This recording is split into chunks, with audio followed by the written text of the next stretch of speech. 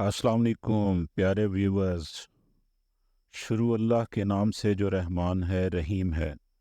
दरूद भेजता हूँ मोहम्मद सल्लल्लाहु अलैहि वसल्लम पर और उनकी आल पर। अल्लाह हम सब की दुनिया भी अच्छी बनाए और आखिरत भी अच्छी बनाए, आमीन। आप सब देखने सुनने वालों से दरख्वास्त है कि हमारे चैनल को सब्सक्राइब करें, लाइक करें और कमेंट में बताएं कि हम अपने काम को किस तरह मज़ीद बेहतर बना सकते हैं। शुक्रिया। हाँ यार, कहाँ हो? अभी तक आई क्यों नहीं?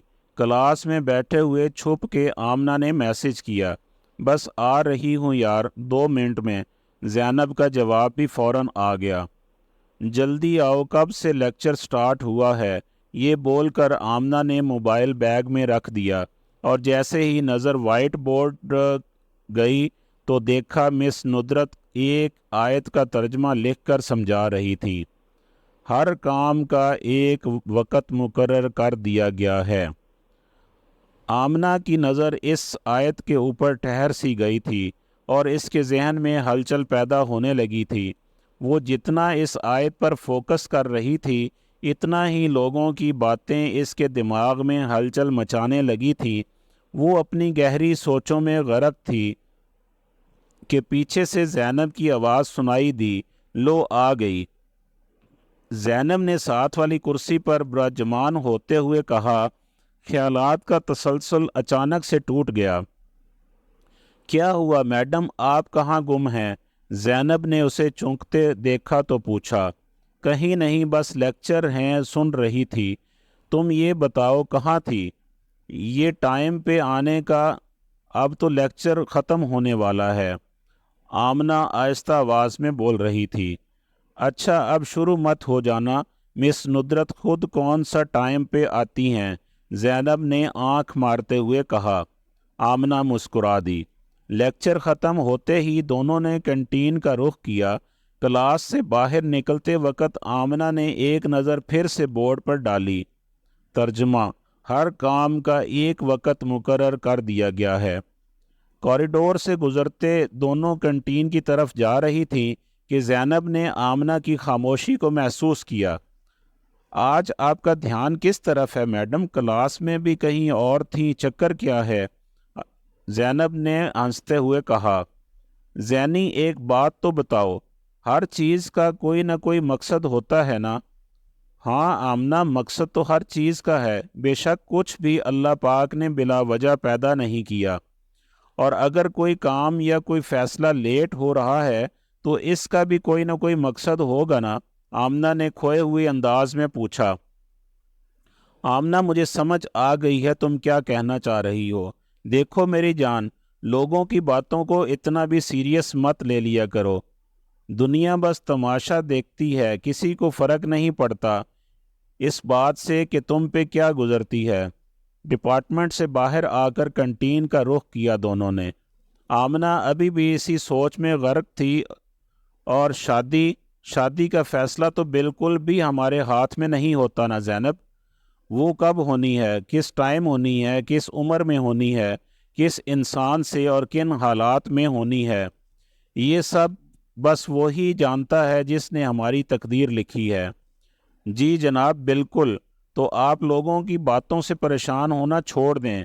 लोगों को तो बस कोई ना कोई मशगला चाहिए होता है, ज़ैनी ने मुस्कुराकर कहा। ज़ैनी, परेशान तो नहीं, लेकिन हैरान ज़रूर होती हूँ।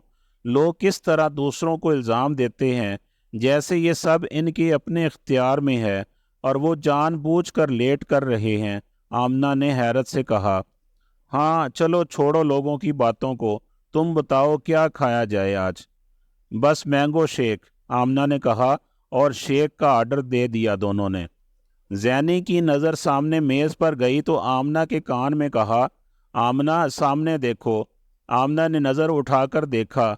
इरम उसी लड़के के साथ बैठी बिरयानी खा रही थी। उफ, ये आफत यहाँ बैठी है। ज़ैनब, उठो, यहाँ से चलें, इससे पहले कि वो यहाँ टपक जाए और अपना मोहब्बतनामा शुरू कर दे। आमना ने जैनब का हाथ पकड़ा और उठ गई। वहां से जैसे ही दोनों शेक लेकर पलटी, सामने वो दोनों इसी तरफ आ रहे थे। फंस गए ज़ैनी अब तो, आमना ने आहिस्ता से कान में कहा। अरे मैं तुम दोनों को कब से ढूंढ रही थी।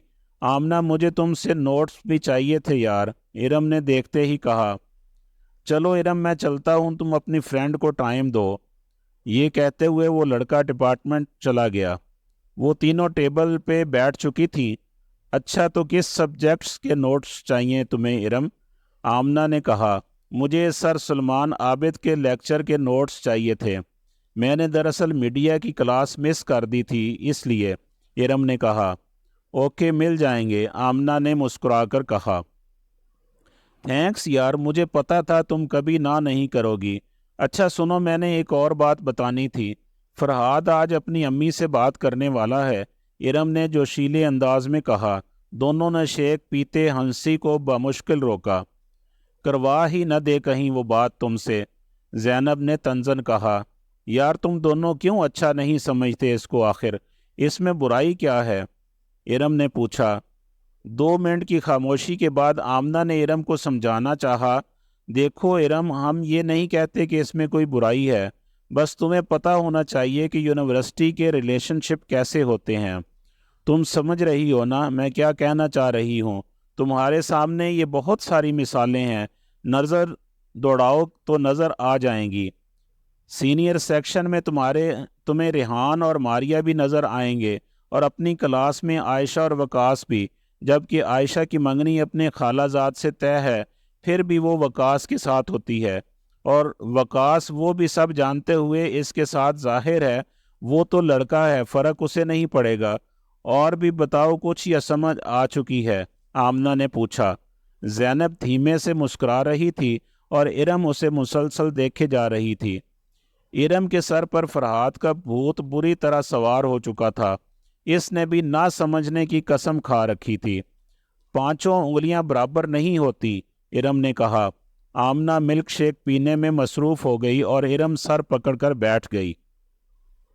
जानती हो इसीलिए तुम आज तक अकेली हो, इरम ने आमना पर तीर चलाया। आमना ने शेक पीते नज़र उठाकर इरम को देखा और जैनब भी अचानक संजीदा हो गई। जैनब कुछ बोलने ही वाली थी कि आमना ने टेबल के नीचे इसका हाथ दबाया तो वो खामोश हो गई। ऐसे खोखले और बेनाम रिश्ते बनाने से बेहतर है कि मैं अकेली ही ज़िंदगी गुजार दूं। आमना ये कहते हुए जैनब का हाथ पकड़कर डिपार्टमेंट की तरफ चल दी। घर दाखिल होते साथ खाला सजीला पर नज़र आ गई, जो अम्मी साथ बैठी थी। इसने आते साथ सलाम किया। अस्सलामु अलैकुम खाला, कैसी हैं आप? वालेकुम अस्सलाम, कैसी हो आमना बेटा? खाला ने सर पर प्यार देते हुए कहा। खाला सजीला मोहल्ले में ही रहती थी और रिश्ता करवाने वाली खाला के नाम से भी मशहूर थी। हर घर की मालूमात रखती थी, हर घर आना जाना और वहाँ के जवान बच्चों पर इनकी नज़र होती थी। रिश्ते बताना और करवाना हर घर जाकर इनका मामूल था, और रिश्ते के एवज पैसे और तहाइफ लेने में भी आर महसूस न करती। बेटा बैठो हमारे पास, खाला ने कहा तो आमना इनके पास बैठ गई। क्या सोचा आमना तुमने? खाला ने पूछा। मैंने क्या सोचना है खाला, सोचना तो आपको चाहिए। देखिए खाला, मैं क्या हूँ, कैसी हूँ, मेरा ख़ानदान क्या है, मेरी कास्ट क्या है, मेरा रंग, हाइट, पढ़ाई और ख़ासकर मेरी उम्र कितनी है। अगर तो सब बातें आपने डिस्कस की हैं तो ही मुझे कुछ बताइएगा, और अगर नहीं तो पहले ये काम कर लें, फिर मुझसे बात कीजिएगा, आमना ने कहा और उठकर जाने लगी। उम्र का जिक्र आने पर खाला अपना सा मुंह लेकर रह गई, क्योंकि उन्हें आमना की उम्र का अच्छे से अंदाज़ा था। वो 30 का हिस्सा पार करने को थी। आमना चलो इधर आओ, मेरे पास बैठो, अम्मी ने कहा। आमना अम्मी के पास बैठ गई। देखो बेटा, खाला की बातों का बुरा मत मनाया करो, वो तो तुम्हारा भला ही चाहती हैं। जी अम्मी मैं जानती हूँ, पर आप लोग भी तो जानते हैं कि आजकल के लोगों की डिमांड्स भी बहुत हाई फाई हैं। उन्हें मेरे सुगड़ापे, नेक या शरीफ होने से कोई मतलब नहीं। انہیں مطلب ہے تو اس بات سے کہ میں دیکھنے میں کتنی حور پری ہوں، چاند کا ٹکڑا ہوں یا نہیں، ان کے بیٹے کے ساتھ سوسائٹی میں موو کر سکتی ہوں یا نہیں، اور سب سے اہم کہ میں اپنے ساتھ کتنا جہیز لے کر آؤں گی جو ان کے لیے فخر کا باعث بن سکے گا سب کے سامنے۔ خالہ اس کی باتیں چپ کر کے سن رہی تھی۔ ان کے ہاتھ میں جو تصویر تھی وہ بھی انہوں نے اب چھپا لی تھی۔ جانتی ہیں خالہ، جب نصیب انسان کے ساتھ ہوتا ہے نا تو انسان کی خامیاں بھی لوگوں کو خوبیاں نظر آ رہی ہوتی ہیں، اور اگر نصیب ساتھ نہ دے تو چاہے جتنی بھی خوبیاں ہوں وہ بھی خامیاں لگتی ہیں۔ اور شادی، اس کا فیصلہ بھی نصیب سے ہی جڑا ہوا ہے، کب ہوگی، کن حالات میں ہوگی، کس کے ساتھ ہوگی، کسی کو نہیں پتہ ہوتا۔ اور رہی بات عمر کی تو خالہ ایک بات میں بتا دوں آپ کو، ہم نہیں جانتے کہ ہمارے لیے کون سی عمر چنی گئی ہے۔ جانتی ہیں خالہ، ہمارے پیارے نبی حضرت محمد صلی اللہ علیہ وآلہ وسلم کو نبوت کس عمر میں جا کر ملی تھی؟ 40 سال بعد۔ اگر اللہ تعالی چاہتا تو ان کو نبوت بہت پہلے ہی عطا فرما دیتا، مگر اللہ نے ان کو 40 سال انتظار کروایا۔ اس انتظار کے پیچھے بھی کوئی مصلحت اور مقصد ہوگا نا، تو پھر ہم کون ہیں عمر پہ سوال کرنے والے؟ اللہ بہتر جانتا ہے کہ کس کو کس عمر میں کس چیز کی ضرورت ہے اور اسے وہ کب نوازنی ہے۔ باقی آپ اور امی کوشش کر رہے ہیں نا، اگر کوشش سے بھی کچھ نہیں بن رہا تو سمجھ جائیں کہ ابھی وقت مقرر نہیں آیا۔ آمنہ کی آنکھوں کے سامنے کلاس کا بورڈ اور اس پر لکھی آیات واضح ہونے لگی۔ قرآن میں اللہ فرماتا ہے، ہر کام کا ایک وقت مقرر ہوتا ہے، اور جب وقت آ جاتا ہے نا تو ایک لمحہ بھی تاخیر نہیں کی جاتی۔ امی کی آنکھوں میں آنسو دیکھ کر آمنہ ان کے گلے سے لگ گئی۔ ارے میری پیاری امی، اس میں رونے والی کیا بات ہے؟ انتظار کریں بس ادھر سے کن کے آنے کا۔ آمنہ نے اشارہ اوپر کرتے ہوئے کہا، جب کن آ جائے گا تو میری خوبیاں بھی نظر آ جائیں گی سب کو۔ خالہ نے آمنہ کو ڈھیروں دعائیں دیں اور چلی گئی۔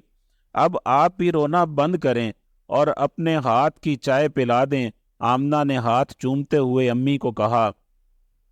کلاس سے باہر نکلتے ہی سامنے نظر ارم پر پڑی، جو باہر اسی کا انتظار کر رہی تھی۔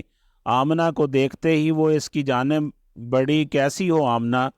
میں تمہارا ہی انتظار کر رہی تھی۔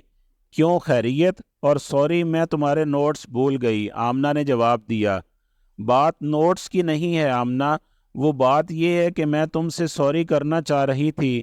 وہ اسے کچھ نادم سی لگی۔ وہ کس لیے؟ آمنہ نے حیرت سے پوچھا۔ تم نے سچ کہا تھا، یہ یونیورسٹی کے ریلیشنز بس ایسے ہی ہوتے ہیں۔ جانتی ہو، اس نے امی سے بات نہیں کروائی، جب بھی کہتی ہوں تو کوئی بہانہ کر دیتا ہے۔ اور کل میں نے اس کو لا ڈپارٹمنٹ کے باہر کسی اور لڑکی کے ساتھ خوش گپیوں میں مصروف دیکھا۔ میں نے کال کی تو جھوٹ بولا اس نے کہ میں کلاس لے رہا ہوں۔ ساری بات اب تمہارے سامنے آ چکی ہے، اب بتاؤ کہ تمہارا کیا فیصلہ ہے؟ آمنہ نے پوچھا۔ وہی جو تمہارا ہے، ارم نے کہا تو آمنہ نے حیرت سے دیکھا۔ اچھا، اور وہ کیا ہے؟ انتظار۔ اس کے کون کا انتظار؟ ارم نے مسکرا کر جواب دیا۔ چلو اچھا ہے، تمہیں جلد ہی عقل آ گئی ہے، آمنہ نے مسکرا کر جواب دیا اور کنٹین کی جانب چل دی جہاں زینب اس کا انتظار کر رہی تھی۔